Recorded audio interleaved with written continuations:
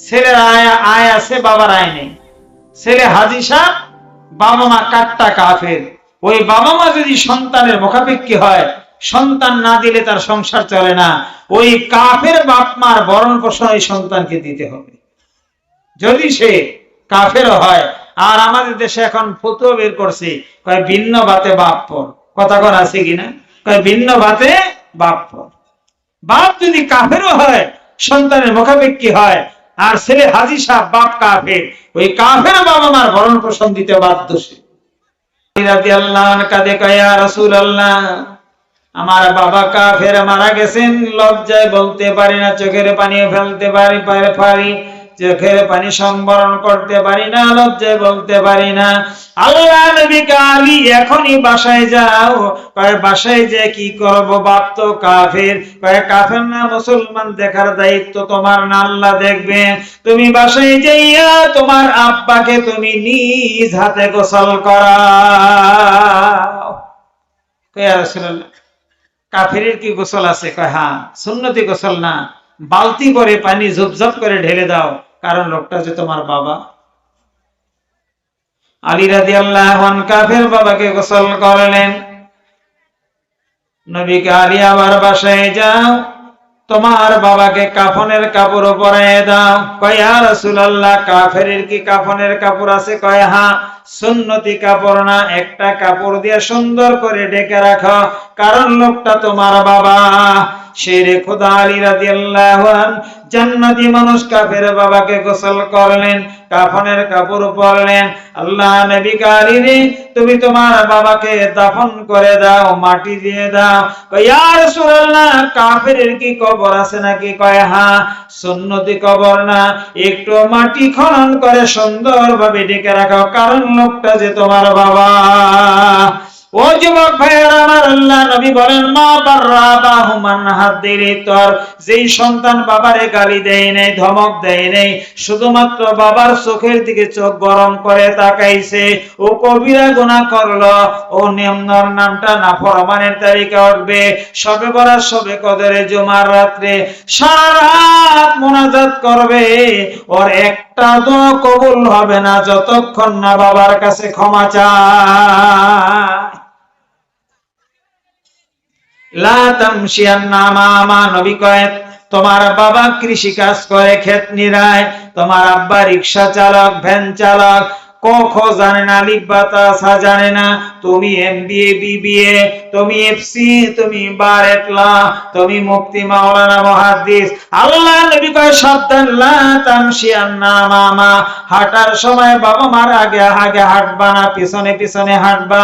ওয়ালা তাকুদু ক্বাবলা, বাপ মার আগে তুমি বসতে পারবা না, হাজার হাজার চেয়ার দেওয়া আছে, বাপ মা বসার আগে বসতে পারবা না, আঙ্গুল তুলে কথা বলতে পারবা না, চোখের দিকে তাকায় কথা বলতে পারবা না, তুমি মাটির দিকে তাকায় আস্তে আস্তে কথা বলবা, নইলে তোমার গোটা জিন্দেগির আমল বরবাদ হয়ে যাবে। এত বড় মর্যাদা, এত বড় পজিশন বাবা। ভাইয়েরা আমার, বাবার মর্যাদা বেশি আর মার খেদমত বেশি। পয়গম্বরকে প্রশ্ন করা হলো, মানা হাক্কু বিয়াসনি সাহাবাতি ইয়া রাসূলুল্লাহ, হে আল্লাহর রাসূল, আমি সবচেয়ে ভালো ব্যবহার করব কার সাথে? নবী কয়, উম্মুকা, তোমার মা। কয় বুঝলাম তো, মায়ের পরে কি? পয়গম্বর উম্মুকা, তোমার মা। কয় ইয়া রাসূলুল্লাহ, বুঝলাম মায়ের পরে কে? কয় তোমার মা। একবার দুইবার না, কম পক্ষে তিনবার নবীজি মার কথা বললেন। তিনবার মার কথা বলার পরে চতুর্থবার বাবার কথা বললেন, কারণ বাবাও কষ্ট করেন সন্তানের জন্য, মা করেন, কিন্তু তিনটি কষ্ট একান্তই মার, যেখানে বাবার কিছুই করার থাকে না। বাবাও কষ্ট করেন, মাথার ঘাম পায়ে ফেলে সন্তানের মুখে হাসি ফোটান, কিন্তু তিনটা কষ্ট আছে যেখানে বাবা কিচ্ছু করার নাই, শুধু মা করেন। প্রথম কষ্ট হলো গর্ভে ধারণের কষ্ট। একটা বাচ্চা 2 কেজি, 3 কেজি, 4 কেজি, 4.5 কেজি, প্রায় 5 কেজি ওজন হয়। এই বোঝাটা মা পেটে বহন করেন। যদি একজন যুবককে বলি 1 কেজি একটা পাথর গামছা দিয়ে বেঁধে দিব, তুমি 9 মাস রাখবা, কেউ রাজি হবে? বলে 9 মাস রাজি হবে? 90 দিন রাজি হবে, 9 ঘন্টা রাজি হবে না। আর মা প্রায় 5 কেজি ওজনের বাচ্চাটা মাসের পর মাস পেটে বহন করেন, এখানে বাবার কিচ্ছু করার নাই, মা একান্তই একা এই কষ্ট ভোগ করেন। 2 নম্বরে প্রসব যন্ত্রণার কষ্ট, 3 নম্বরে দুধ পান করানোর কষ্ট। ভাইয়েরা আমার, এই দুধ কতবার পান করেন একটা সন্তানকে মা?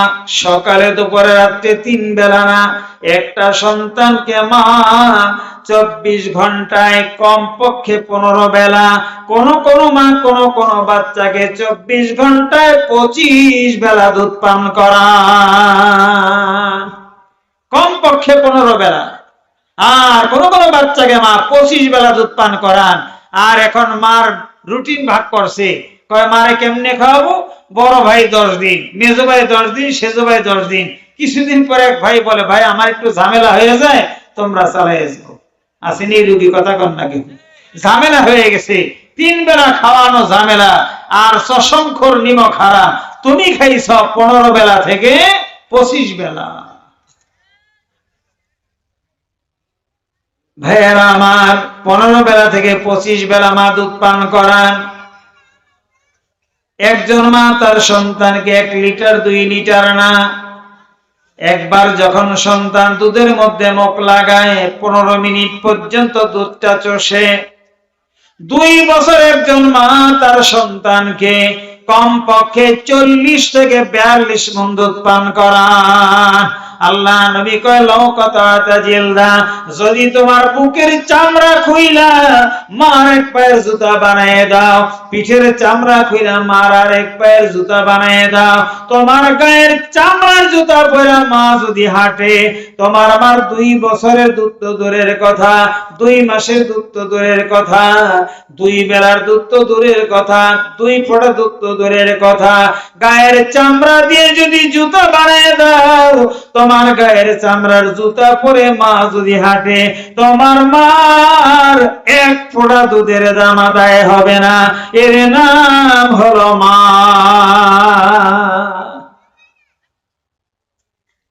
যুবক ভাইয়ের আমার, পয়গম্বর বলেন, লানাউমুকা আলাস সারিরি বাইনা ওয়ালিদাইক তুদহিকুম ওয়া ইয়াদহিকানিক আফজালু মিন জিহাদিকা ফিস সাইফি ফি সাবিলিল্লাহ। তোমার টাকা পয়সা নাই, আয় কম, তোমার ছেলে মেয়ের সংখ্যা বেশি, বাবা মারে খাইতে দিতে পারো না, পোশাক দিতে পারো না, কিছুই করতে পারো না, কিন্তু এটা তো সম্ভব, একটা রাত তুমি বাবার খাটে ঘুমাও, মার খাটে ঘুমাও। নবী কয়, তোমার আয় কম, খানেওয়ালা বেশি, বাবা মার টাকা পয়সা দিতে পারো না, কিন্তু যদি তুমি একটা রাত বাবার খাটে ঘুমাও, মার খাটে ঘুমাও, বাবা মার খাটে ঘুমাইতে পয়সা লাগে না, যদি তুমি বাবা মার খাটে একটা রাত ঘুমাও, আর যদি তুমি কথা দ্বারা হাসাই দিতে পারো, তোমার আমল নামে তরবারির জিহাদের সব জমা হবে। কন্যা জোরে সুবহানাল্লাহ। লানাউমুকা আলাস সারিরি বাইনা ওয়ালিদাইক তুদহিকুম ওয়া ইয়াদহিকানিক আফজালু মিন জিহাদিকা ফিস সাইফি ফি সাবিলিল্লাহ। একটা রাত যদি বাবার খাটে ঘুমাও, মার খাটে ঘুমাও, যদি বাবা আমাকে মুখের কথা দিয়ে হাসাইয়ে দিতে পারো, তোমার আমলনামায় তরবারির জিহাদের সওয়াব জমা হবে। হযরত বাইজিদ বুস্তামি রাহমাতুল্লাহি আলাইহি এই হাদিসের উপর আমল করার জন্য একদিন মার কামরার দিকে রওনা। ছেলে হাওমা করে কাঁদে, আব্বু আপনি কোথায় যান? আব্বু আব্বু বলে চিৎকার করবা না, আজকে একটা কাজ করো, তুমি তোমার মার গলা ধরে ঘুমাও, আজকে আমি আমার মার গলা ধরে ঘুমাবো। বাইজিদ বুস্তামি রাহমাতুল্লাহি আলাইহি পৃথিবীতে যারা বড় হয়েছেন সব মহিলার কারণে, হয় মেয়ের কারণে, না হয় বোনের কারণে, না হয় বউর কারণে, আর বেশিরভাগ হলো মার কারণে। বাইজিদ বুস্তামি রাহমাতুল্লাহি আলাইহি এখন ছেলে ফালাইয়া বউ রেখা মার কামরায় যায়। ছেলেকে আব্বু কোথায় যান? কারে আব্বু আব্বু কইরো না, তুমি তোমার মার গলা ধরো আর আমারই সুযোগ দাও, আজকে আমি আমার মার গলা ধরে ঘুমাবো। কন্যা সুবহান। হযরত বাইজিদ বুস্তামি রাহমাতুল্লাহি আলাইহি একদরে মার কামরায় গেলেন, মাকে সালাম দিলেন, জড়িয়ে ধরে মার কপালে চুমা দিলেন, মার কোন জায়গায় চুমা দিতে হবে পয়গম্বর শিখাইছেন। দুই চোখের মাঝখানে কপালের মধ্যে চুমা দিলেন, মার কপালের মধ্যে। মা খুশিতে বাগবাগ। স্ত্রী সন্তান পায়া ছেলে আমারে ভরে নাই। সন্তান তুমি এমন কেন করো? কয় মা আজকে রাত আমি তোমার খাটে তোমার সাথে ঘুমাবো। মা খুশি না বেজার? খুব খুশি। বিবাহিত ছেলে বাচ্চা কাচ্চা রেখে আসছে, আজকে আমার খাটে ঘুমাবে। মা বালিশ ফেলে দিলেন। কয় বালিশ কেন ফেলে দিলা? কয় ভাইজি তোর ডান হাতখানা আগাই দে। বালিশের পরিবর্তে ছেলের হাতের মধ্যে মাথা রেখেছে। ছেলেও হাসে, মাও হাসে। মা আনন্দে আত্মহারা। বালিশের পরিবর্তে ছেলের হাতের মধ্যে মাথা রেখে মা ঘুমায় গেলেন। বাইজিদ বুস্তামি রাহমাতুল্লাহ আলাইহি চিন্তা করেন, যদি আমি ঘুমায় যাই না যেন মায়ের গায়ে লাথি লেগে যায়, আমি যদি হাত টেনে বের করি না যেন মায়ের ঘুমের ব্যাঘাত ঘটে। এইবার তিনি মাকে ডাকেন না, নিজেও ঘুমান না। আঙ্গুল করে করে সূরা ইখলাস পড়া শুরু করলেন। ভাইয়ারা আমার একবার না দুইবার না বারবার সূরা ইখলাস পড়েন, মার ঘুম ভাঙে না। যখন মসজিদ থেকে আযানের আওয়াজ ভেসে আসে, হাইয়া আলাস সালাহ, হাইয়া আলাস সালাহ, হাইয়া আলাল ফালাহ, হাইয়া আলাল ফালাহ, মার ঘুম ভেঙে গেল। কয় বাইজিদ তুমি এখানে কেন? কয় মা তোমার সাথে গল্প করার জন্য আসছিলাম। কয় যাও নাই কেন? কয় মা কিভাবে যাব, আমার হাত তোমার মাথার নিচে। বাইজিদ তুমি কেন হাত বের করলা না? কয় মা তোমার ঘুমের ব্যাঘাত ঘটবে, তুমি কেন ঘুমাও নাই? কয় না যেন তোমার গায়ে লাথি লাগে। বাইজিদ রাতটা কেমনে কাটাইলা? মা আমার ডান হাত তোমার মাথার নিচে রেখে আঙ্গুল গনে গনে আমি সূরা ইখলাস পড়েছি। কতবার? কয়েক হাজার বার। বাইজিদ বুস্তামি রাহমাতুল্লাহি আলাইহি মা ওযু করে যায় নামাজে বসে গেলেন। চোখের পানি ফেলে কাঁদে, রব্বে কারীম আমার ছেলে বউ বাচ্চা পায় আমি মাকে ভুলে নাই। আমার জন্য আরামের ঘুম আরাম করে দিলাম, কবজ করে দিলাম। আমি প্রাণ খুলে দোয়া করি আমার বাইজিদকে জমানার শ্রেষ্ঠ ওলি বানাইয়া দাও। তিনটা দোয়া কবুল হয়। একটা হলো, প্রথমটাই হলো দাওয়াতুল ওয়ালিদি লিওয়ালাদিহি, সন্তানের জন্য বাবা মার দোয়া। বাবা মা দোয়া করলেও কবুল, মন কষ্ট পেয়ে বদদোয়া করলেও কবুল। দুই দিকে ধার, বাবা মা দোয়া করলেও কবুল, বদদোয়া করলেও কবুল। তাফসীরে মাযহারের মধ্যে ঘটনা আসছে, তিনটা বাচ্চা মার কোল থেকে কথা বলছেন। কষ্ট দিচ্ছে আপনাদের? তিনটা বাচ্চা মার কোল থেকে কথা বলছেন। তোর মধ্যে একটা হলো সাহেবে জুরাইস, অনেক বড় বুজুর্গ আল্লাহওয়ালা। 3 দিনের বাচ্চার কপালের মধ্যে আঙ্গুল লাগাইছে। আঙ্গুল লাগাইয়া বলে, ইয়া গোলাম মানাবো, এই বাচ্চা তুই বল তোর বাবাকে। 3 দিনের বাচ্চার জবান দিয়ে কথা বের হয়ে গেছে। এত বড় বুজুর্গ, উনি লোকালয়ে যান না, হাটে বাজারে যান না, দোকানে যান না, ওই পাহাড়ের উপর খানকা বানায়া 24 ঘন্টা ইবাদত বন্দেগী করেন, ওখানেই সময় কাটান। এখন মার মন তো মার কলিজায় মানায় না, ছেলেকে দেখার জন্য পাহাড়ের চূড়ায় চলে গেছেন। খানকার সামনে যায় মায়ে ডাক দিছে, ইয়া জুরাইস। জুরাইস তখন নফল নামাজ পড়তেছিল। চিন্তায় ভরে গেল, এখন আমার মায়ে ডাকতেছেন, আমি যদি সারা দেই, নামাজে কথা বলে নামাজ ভেঙে যাবে। জুরাইস কয়, ইয়া রব্বি উম্মি সালাতি, আল্লাহ একদিকে আমার মায়ে ডাকে, আরেকদিকে আমি নামাজে আছি, আমি কি করব? ডাকে সারা দেয় নাই। মা কয়, তুই এত বড় বুজুর্গ হয়ে গেলি, এত বড় পীর হয়ে গেলি, আমার ডাকে সারা দেস না। মায়া রাগ করে চলে আসছে। মার রাগ বেশিক্ষণ থাকে না, আবার দ্বিতীয় দিন গেছে, ইয়া জুরাইস। জুরাইস তখন নফল নামাজে, ইয়া রব্বি উম্মি সালাতি, আয় আল্লাহ একদিকে আমার মা, একদিকে আমার নামাজ, ডাকে সারা দেয় নাই। মা অভিমান করে চলে আসলেন। আবার তৃতীয় দিন গেলেন, ইয়া জুরাইস, হে জুরাইস।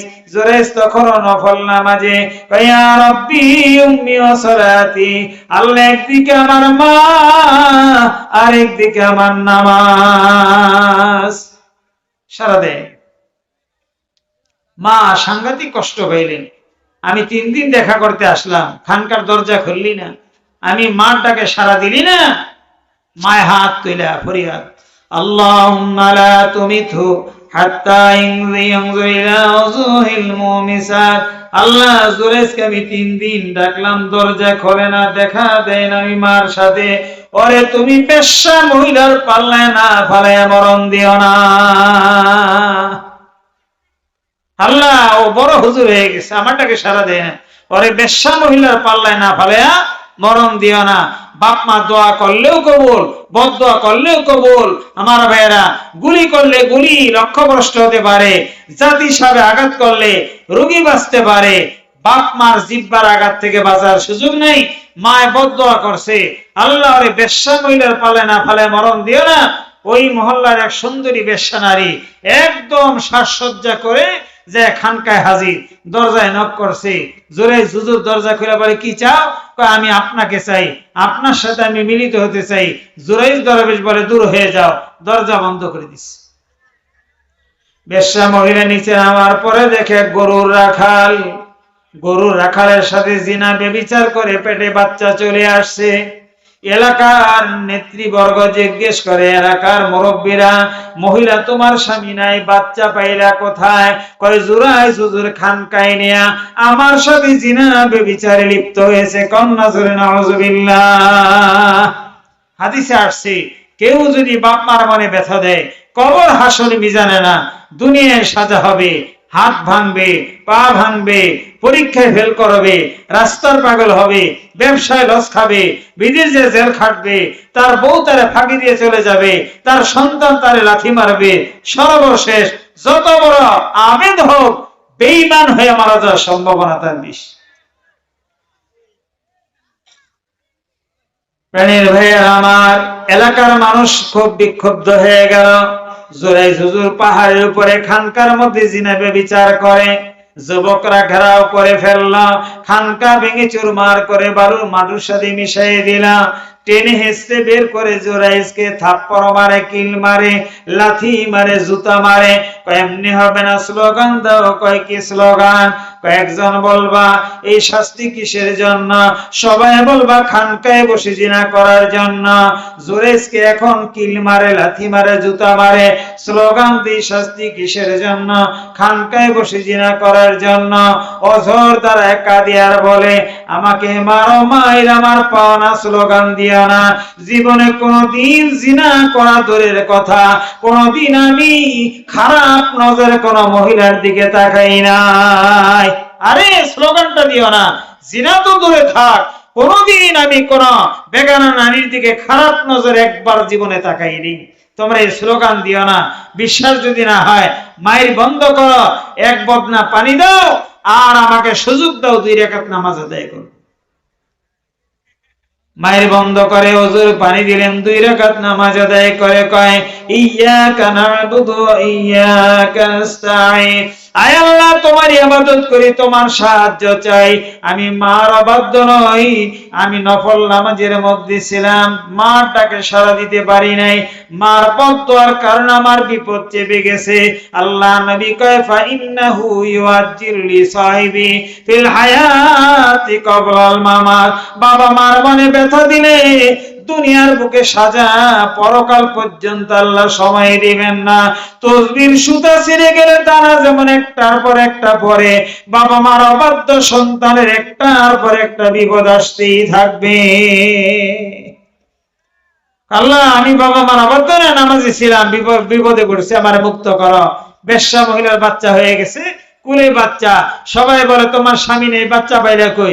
এই যে জুরাইজ হুজুর, এই জুরাইজ হুজুরের বাচ্চা এটা। জুরাইজ হুজুর 2 রাকাত নামাজ আদায় করে এবার বাচ্চার কপালে আঙ্গুল রাখলেন। কপালে আঙ্গুল ঠেকে কইয়া, গোলাম মান্নাবো, বাচ্চারে তোর মা যাই বলে বলুক, তুই বল তোর বাবাকে। ওই 3 দিনের বাচ্চার জবান খুলে গেল। বাচ্চা চিৎকার দিয়ে কয়, ফুলানুর রায়, আমার বাপ হলো গরুর রাখাল, জুরাইজ হুজুর নির্দোষ। কন্যা সুবহান। এত বড় বুজুর্গ, 3 দিনের বাচ্চার জবান খুলে যার আঙ্গুলের স্পর্শে তিনি এত বড় বিপদে পড়লেন। মাটাকে সাড়া না দেওয়ার কারণে বাবা মা এমন স্পর্শকাতর একটা বিষয়।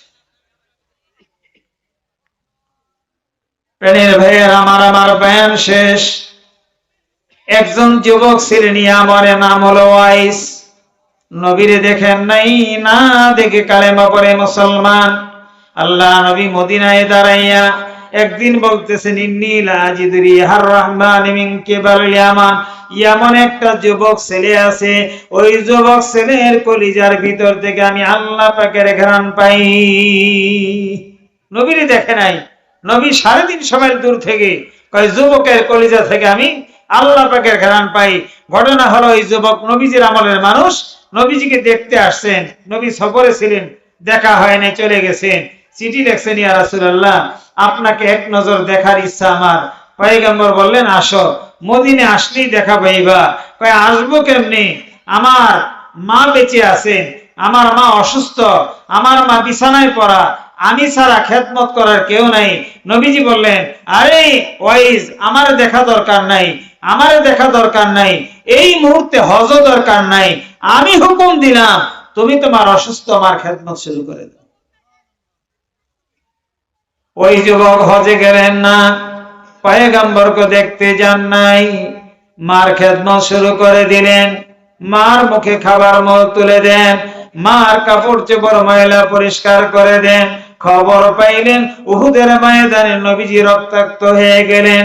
আল্লাহ নবীর দাঁত ভেঙে গেছে, কপাল ছিদ্র হয়ে গেছে, চোখের পানি দিয়ে বুক ভাসাইছেন, কিন্তু মাকে রেখে আহত নবীকে দেখতে যান নাই। মারে রেখা নবীকে দেখতে যান নাই, আহত নবীকে চোখের পানি ফেলে কাঁদছেন। মার খেদমত করলেন। আল্লাহ নবী ইন্তেকালের পূর্বে তার গায়ের জুব্বাখানা খুললেন। আল্লাহ নবী গায়ের জুব্বা খুলে কয়, ওমর, ইয়ামান একটা যুবক ছেলে আছে, আমারে দেখে নাই, হজ করে নাই, মার খেদমত করতেছে। ওই যুবকটা মার খেদমত করে করে মুস্তাজাবুদ দাওয়া হয়ে গেছে। ও হাত তুলে যা বলবে সব দোয়া কবুল হবে। ওই যুবক যখন মদিনে আসবে, আমার ব্যবহার করা জুব্বাটা আমার এই যুবক বন্ধুরে হাদিয়া দিও। নবীর দেখে নাই, মার খেদমত করছে, নবী ওই যুবকটা আমার বন্ধু, আমার গায়ের ব্যবহার করা জুব্বা হাদিয়া দিও। আর যুবক মার খেদমত করে করে মুস্তাজাবুদ দাওয়া হয়ে গেছে, তুমি তার কাছ থেকে দোয়া নিও, ও যা বলবে মোনাজাতে সব দোয়া কবুল হবে, কারণ সে মাকে খুশি করছে। মার ইন্তেকালের পরে যুবক সোনার মদিনে আসলেন, রওজার কিনারে দাঁড়াইয়া, আসসালামু আলাইকা আইয়ুহান নবী ওয়া রাহমাতুল্লাহি ওয়া বারাকাতুহু, আসসালাতু ওয়াসসালামু আলাইকা ইয়া রাসূলুল্লাহ, চোখের পানি দিয়ে নবীজিকে সালাম জানায়।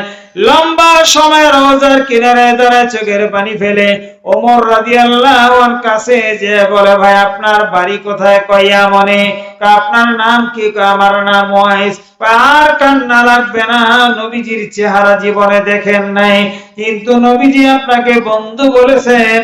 শুধু বন্ধু বলেন নাই, আল্লাহর নবীর ব্যবহার করা গায়ের জুব্বা আপনাকে হাদিয়া দিয়েছে। নবীজির জুব্বা ভাইয়া এখন বুকে লাগায়, নাকে লাগায়, ঘ্রাণ শুকি। নবীজির গায়ের ঘামে মেশকাম্বর ঘ্রাণ, এমনকি নবীজির পায়খানা পেশাব থেকে মেশকাম্বর ঘ্রাণ বের হতো। সেই নবীজির ঘাম মাখা জুব্বা নাকে লাগায়, বুকে লাগায়।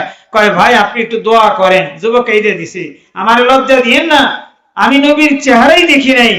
আর নবীজি বলছেন আমার পরে পয়গম্বর হলে সে হতো ওমর, আপনি কেন দোয়া চান? কয় দোয়া কি সাথে চাই? নবী আমারে বলছেন যুবকটা হজ করে নাই, আমি নবীরই দেখে নাই, মার খেদমত করছে, ও হাত তুলে যা বলবে আর সব দোয়া কবুল হবে, আপনি দোয়া করেন। যুবককে, হুজুর আমি না। আপনার নাম ওয়াইস কিনা? কয় হ্যাঁ। আপনার বাড়ি ইয়ামানে? কয় হ্যাঁ। কারণ প্রদেশে? কয় হ্যাঁ। কয় হুজুর একই নামে এক গ্রামে অনেক লোক থাকতে পারে, আমি না, খোঁজ লাগান অন্য কেউ হবে। আমাদের দেশে দেলোয়ার হোসেন, সিরাজুল ইসলাম, ফাতেমা, আসমা একই নাম এক গ্রামে আছেন একাধিক, আমি না, অন্য কেউ হবে, আপনি খোঁজ লাগান। ওমরে ফারুক রাদিয়াল্লাহু আনহু বলে, যুবক আপনি ফাঁকি দিতে পারবেন না, আল্লাহ নবী আমাকে আলামত বলে গেছেন, নিদর্শন বলে গেছেন। কয় কি? আপনার ডান হাত খানা আগায় দেন। ওই যুবক ডান হাত খানা আগায় দিলেন। কয় উঁচু করেন। যুবক হাত উঁচু করছে। কয় জামার হাতা উঠান, আস্তিন খোলেন, হাতার উঠাইছে। ওমর রাদিয়াল্লাহু আনহু এবার বগলের দিকে তাকায়া চিৎকার করে বলে, আল্লাহি আনতা ওয়াইজ, আল্লাহি আনতা ওয়াইজ, আল্লাহি আনতা ওয়াইজ। আল্লাহর কসম আপনি সেই ওয়াইজ, আল্লাহর কসম আপনি সেই ওয়াইজ, যেই ওয়াইজ হজ করে নাই, নবীর চেহারা দেখে নাই, দোয়া করলে সব দোয়া কবুল হয়। কয় কি করে বুঝবেন? কয় নবী আমারে বলে গেছেন ওই যুবক ধরা দিবে না, তার বগলের নিচে কয়েকটা সাদা পশম দেখবা, যদি আলামত মিলে যায় ওই মা ভক্ত সন্তান দিয়ে হাত তোলাইবা, হাত তুলতে দেরি, দোয়া কবুল হতে দেরি হবে না। এত বড় সম্পদ বাবা মা। আমার যুবক ভাইয়েরা, যাদের বাবা মা বেঁচে আছে, আমরা প্রাণ করে খেদমত করবো, রাজি আছেন ইনশাআল্লাহ? বাবা মার খেদমত করলে দুনিয়াতে দুইটা লাভ। এক নম্বর আল্লাহ হায়াত বাড়াইয়ে দেন, দুই নম্বর আল্লাহ তার আয় রোজগারও বাড়াইয়ে দেন। কন্যা সুবহানাল্লাহ। আর বাবা মা যদি বেজার করেন, দুনিয়ায় জীবনে কোনোদিন শান্তির মুখ দেখবেন না। যাদের বাবা মা বেঁচে আছে, আমরা প্রাণ করে খেদমত করবো, রাজি আছেন ইনশাআল্লাহ? ভাইয়ারা আমার, চারটা জিনিস দেখা ইবাদত। কোরআন শরীফ তেলাওয়াত জানি না, দেখা ইবাদত। কাবা ঘরের দিকে তাকায় থাকা ইবাদত। জমজম কুয়ার ভিতরের দিকে তাকায় থাকা ইবাদত। যাদের বাবা মা বেঁচে আছে, বাপ মার চেহারার দিকে তাকায় থাকা ইবাদত। কোরআন শরীফ দেখা ইবাদত, বাপ মার চেহারা দেখা ইবাদত। কাবা ঘর দেখা ইবাদত, বাপ মার চেহারা দেখা ইবাদত। ফকিহ আবুল আইস সামারকান্দি রাহমাতুল্লাহ লেখেন, তিন কারণে চোখের জ্যোতি বাড়ে। এক নম্বরে কোরআন শরীফ দেখে বললে চোখের জ্যোতি বাড়ে, দুই নম্বরে কাবা ঘরের দিকে তাকায় থাকলে চোখের জ্যোতি বাড়ে, তিন নম্বরে যাদের বাপ মা বেঁচে আছে, বাপ মার চেহারার দিকে তাকায় থাকলে সন্তানের চোখের জ্যোতি বাড়ে। চিৎকার দিয়ে কন্যা সুবহানাল্লাহ। এত বড় সম্পদ, এত বড় সম্পদ আমার ভাইয়েরা। এই কয়েকদিন আগে মানে আমি চক্ষু বিজ্ঞান ইনস্টিটিউটে গেলাম, আমার চক্ষু আমার পরীক্ষা করবে, কয় দেখি মানে আমার চোখের রেঞ্জ কতটুকু। আমি বললাম ভাই এটা দিয়ে খেলাভ নাই, কারণ আমার 7 বছর বাচ্চা, আমার 13 বছরের বাচ্চার চোখের পাওয়ার যতটুকু, আমার আলহামদুলিল্লাহ ততটুকু নিয়ে আসছে। আমার এক আত্মীয় আছে 114 বছর, আমি গেলে উনি এখন আমার নাস্তা বানাই দেয়, চশমা পইরা চা বানায়, কিন্তু কোরআন শরীফ যখন তেলাওয়াত করে চশমা খুলে তেলাওয়াত করে। 114 বছর বয়স, কোরআন শরীফ তেলাওয়াতের সময় তার চশমা প্রয়োজন হয় না। ভাইয়েরা, যুবক ভাইয়েরা, এই জন্য যাদের বাবা মা বেঁচে আছেন, বাবা মার চেহারার দিকে বারবার তাকান। কোরআন শরীফ তেলাওয়াত জানেন না, বারবার তাকান। সুযোগ থাকলে কাবা ঘরের দিকে তাকান। আল্লাহ রাব্বুল আলামিন চোখের জ্যোতি বাড়াই দিবেন। আমার ভাইয়েরা, নবী কয় শোনো, বাপ মার চেহারার দিকে যদি তাকাও, তোমার আমার নামে কবুল হজ। কয় ইয়া রাসূলুল্লাহ, যদি 100 বার তাকাই? আল্লাহ নবী কয় আল্লাহু আকবার ওয়া আতিয়াব, আল্লাহ বড়, আল্লাহ মহান। তোমার বাপ মার চেহারার দিকে যদি তাকাও 100 বার না, যদি 1,00,000 বার তাকাও একদিনে, তোমার আমল নামে 1,00,000 কবুল হজের সব জমা হবে। চেহারার দিকে তাকালে কবুল হজ। যদি আমি একটা কমলা কিনি, কমলাটা ভাঙ্গা বাপার মুখে তুলে দিই, আমি গরিব মানুষ একটা আনার কিনি, আনার ভাঙ্গা আনার দানাগুলা মুখে তুলে দিই, আমি যদি মাছের কাটা বাইসা লোকমা বানায়া বাপার মুখে তুলে দিই, আমার বাবা মা পায়খানা পেশাব করে বিছানা নষ্ট করছে, পরনের কাপড় কাজের বুয়াকে না ডাইকা যদি আমার হাতে পরিষ্কার করি, তাহলে কি হতে পারে? কথা কর না কেন? আমি যেই ওয়াজ করি, আমি যা বিশ্বাস করি তাই বলি, আমি যা করি তাই বলি। আমি আপনাদের শ্রীনগরের সন্তান। আমার ভাইয়েরা, আমি 33 বছর ময়দানে বয়ান করি। আমি এই 5 থানার মধ্যে সবচেয়ে বড় কলেজের অধ্যাপক, ঢাকা গুলশান একটা মসজিদের খতিব। আমার বাড়ি নাই, আমার গাড়ি নাই, আমার প্লট নাই, আমার ফ্ল্যাট নাই। আল্লাহর কসম, আমার স্ত্রীর নামে অ্যাকাউন্ট নাই, সন্তানের নামে নাই। আমার এই গোটা জিন্দেগির সমস্ত আয় আমি বাপ্পার হাতে তুলে দিই। কারো যদি সন্দেহ হয়, শ্রীনগরে আমার বাড়ি, খোঁজ নেবেন, আমার কিছু নাই। অথচ আমি প্রায় 75,000 টাকা শুধু বেতনই পাই, রাতের ইনকাম বাদ। অথচ আমার গাড়ি নেই, বাড়ি নেই, প্লট নাই, ফ্ল্যাট নাই। আল্লাহর কসম, জীবনের সব আয় আগে বাবার হাতে দিতাম, এখন মা বেঁচে আছে, মার হাতে দিই। বলে আপনি চলেন কিভাবে? আমি বলি মা 500 টাকা দাও, মা দেয়। মারে যদি বলি 50,000 দাও, মা তাই দেয়। একবারও বলে না এত টাকা চাচ্ছেন, আমি যা চাই তাই দে। আমিও টাকা ব্যাংকে রাখি, মা জানেন কোন ব্যাংকে কত আছে। বাবা মার খেদমত করলে আল্লাহ হায়াত বাড়াই দেন। আল্লাহ রাব্বুল আলামিন আপনার আয় রোজগার বাড়াই দেন। আমার ওপেন হার্ট সার্জারি হয়েছে, 14 ঘন্টা ব্যাপী একটা অপারেশন। সবাই কয় শেষ। যখন দেশে আসছি কয় আর ওয়াজ করতে পারবো না। আলহামদুলিল্লাহ এখনো চলতেছে। তো ভাইয়েরা, মানে বাবা মার দোয়া যে কি আমি চোখ দিয়ে দেখছি, এই জন্য এই কথাগুলা ঘুরে ঘুরে বলি, যাদের বাবা মা বেঁচে আছে আমরা সবাই খেদমত করবো, রাজি আছি ইনশাআল্লাহ। দুইটাই মেসেজ দিয়ে গেলাম, 1 নম্বরে নামাজ, 2 নম্বরে পিতা মাতা। অনেক সুন্দর মসজিদ হয়েছে, কিন্তু মুসল্লিও সুন্দর হওয়া চাই। আল্লাহ যেন এই মসজিদকে উসিলা করে যেন এই এলাকার সবাইকে, বিশেষ করে যুবক ভাইদেরকে আল্লাহ পাক্কা নামাজি বানায় দেয়। কন্যা যারা আমিন। যারা মসজিদে জায়গা দিয়েছেন আল্লাহ যেন তাদের মুরব্বীদের জন্য, বংশধরদের জন্য যেন আল্লাহ জান্নাতের জায়গার ব্যবস্থা করে দেন। আল্লাহ যেন সবাইকে কবুল মঞ্জুর করেন। আল্লাহ যেন এই মাহফিলকে কবুল করেন। এই মাহফিল যেন কিয়ামত পর্যন্ত যেন আল্লাহ কবুল আর মঞ্জুর করে। সকলে করেন আমিন। সুবহানাকাল্লাহুম্মা ওয়া বিহামদিকা আশহাদু আল লা ইলাহা ইল্লা আনতা আস্তাগফিরুকা ওয়া আতুবু ইলাইক।